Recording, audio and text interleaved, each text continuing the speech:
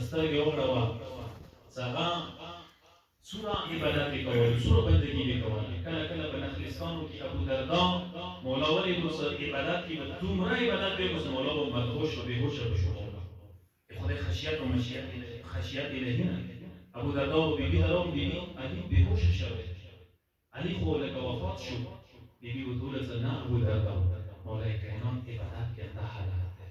به خدای عشق استراغه دوشی هغه مکمل بیهوش شي حتی أرسم مولای کائنات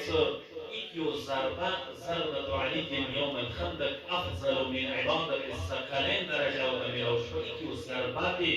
جن و إنس عبادتنا خدای أفضليات درجة ويركرلا در مقام کی دغه عبادتو مقام مولای کائنات خپل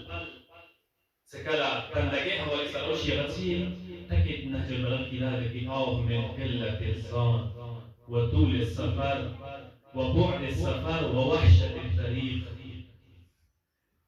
صادراه سرير كامل مولا دسی سفر ډیر و یا ډیر خطرناک ده د مولا عجز و انکساره حالت ده مولا منسجات په شپې کې سر رکعت الموز وکړه چې په سپختانه نو کوم مولا ډیر زیات عبادت او بندګي کوي هغه ویل چې د مو عبادت چې د ایمان نه کوي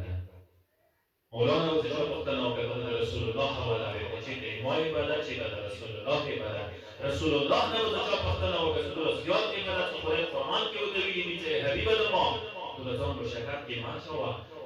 سکر و جو دولی رسول الله ریت نکنی که دزان چه ای بویت ما عبادنا که حق عبادتی موسیٰ قول پروردگار حقی عبادت ندیندون کرد پس ده مختصر ده کو کسا او جو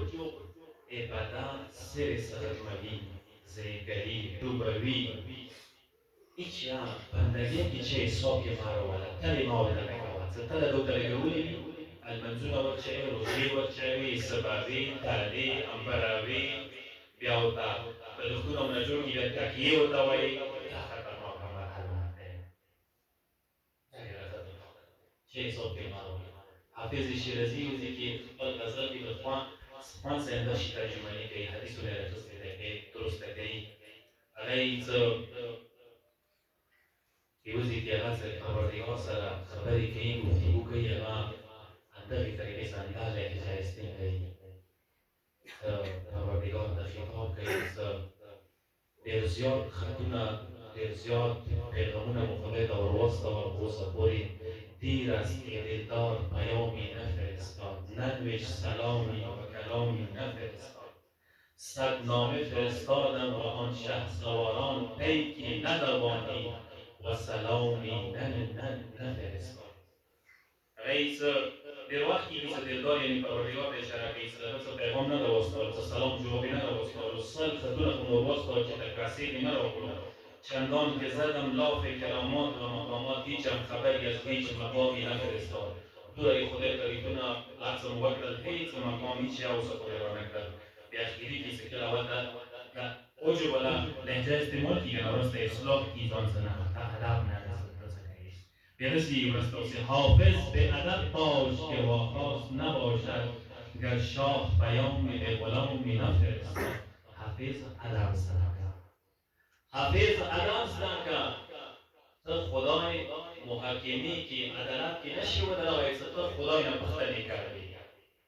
کشیر شاه خپل غلام تا پیغام نرسته ای کنه و غلام سا حقی نلگی سا شاه نپختنی کردی تقدیر مهم شایده کلس انسان